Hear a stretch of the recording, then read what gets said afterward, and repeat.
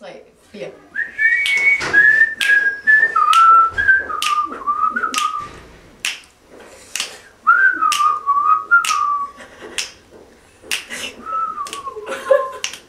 Okay. Det her, det er status, og det er onsdag, det er tirsdag. Onsdag. Den 20. Og vi skal fremlægge i morgen. Og vi er nu færdige med vores projekt, og vi har lavet vores, faktisk lige fået lavet vores disposition færdig, så nu er vi faktisk klar til at fremlægge i morgen. Så det er fedt.